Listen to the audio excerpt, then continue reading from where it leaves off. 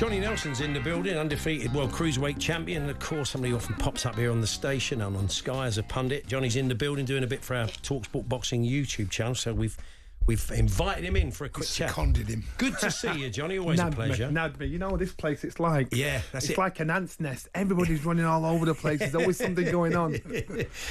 We've got a few big stories in the world of boxing. Let's start with Tyson Fury. We haven't got your take on what's going on there. We had this... was over a week ago, wasn't it? Dick Turpin wore a mask and I'm retiring from boxing. I don't think, apart from Frank Warren, who probably is fronting it out, no one quite believes it. What camp are you in? I don't believe it. First thing I thought, there was two things I thought. The first thing I thought was the boy that cried wolf.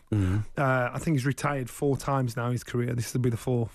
The second thing I thought was, it reminded me of being a kid and you got in trouble by your mum and you said, I'm leaving home. And she thought, go on then, if you go, opens the door, lets you go, you get to the bottom of the street, we turn round. I think Tyson's done that now, and Frank and Spencer Brown and whoever else is saying, okay, yeah, well, good on him, I hope he does well, because they're thinking, you might believe that today, but you won't be believing that tomorrow. Consequently, the day after he's saying, I want half a bill. So you have it saying you do want to fight or you don't want to fight.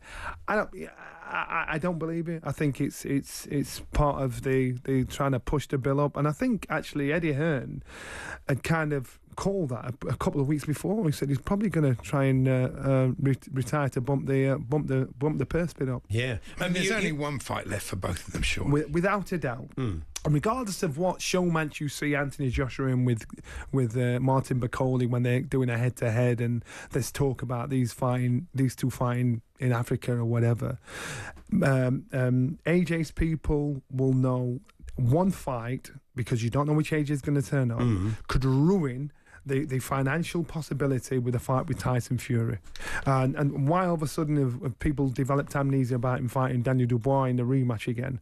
So why is he okay to fight somebody else? So again, there's a chance to create the legacy he's talking about and be IBF champion. But nobody's talking about that. For Tyson Fury, they both know they're in the last year of their career. They're none of them will be fighting by the end of this year. So the amount of money that's on the table that can be lost by one stupid mistake or one fighter leaving his tools at home, I think that is a fight that to me is I'm quite sure there are people behind him will say, look, that's a fight we've got to make.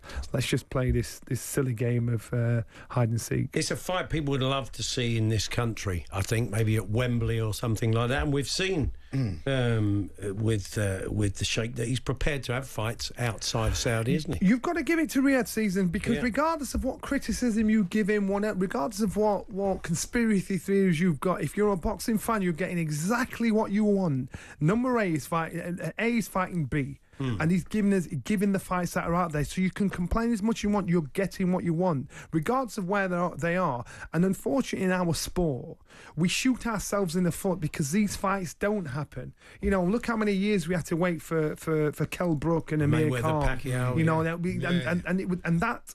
Our sport, this is where we're stupid and we shoot ourselves in the foot. So now Riyadh season's come along and Turkey said, no, listen, I'm giving you guys no excuse for it not to happen. They're talking about Canelo and Crawford, and I'm like, wow, that would have just been talk 5 years ago. But now Riyadh season are doing you've got to give credit where credit's due. The bill for February the 22nd for what's a bill? Bef Bivo is stunning, isn't it? It's Dubois Parker, and every fight is a banger, isn't it? Brilliant fights. Yeah. Every fight, if you're a boxing fan, and even if you're a casual fan, and even if you're a fan that's kicking off because it's not here in the UK or whatever, you are going to watch this fight.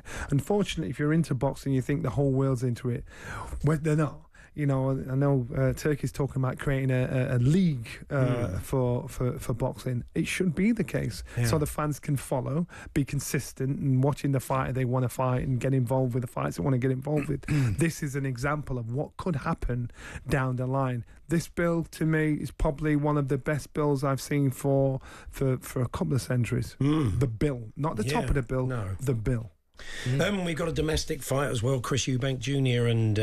and Conor Ben. That's on now, 26th of April at the Tottenham Hotspur Stadium. How are you feeling about that, Johnny? I like it. I'm still baffled by where the Boxing Board of Control stand on this, because unless I've been living under a rock, I don't know where. I've not heard anything in regards to how they deal with this, and that's number one. Number two, if you're just talking about taking the politics out of it and talking about the fight itself, initially I would have said Conor Ben, I'd lean towards him. The only reason why I'm not leaning towards him is because he's not had consistency in his career, which I think has been very important in the development of this young man, because I thought he was one of the fastest developing fighters in the UK up to the point of what's happened in his career.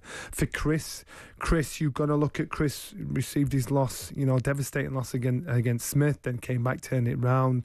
He looked a little vulnerable, should I say, or not as impressive in his last fight. So again, it's about timing, and now the fight might be at the right time. It's even Stevens, once had consistency, one hasn't. On AM, on DAB, via the talkSPORT app and on your smart speaker. talkSPORT.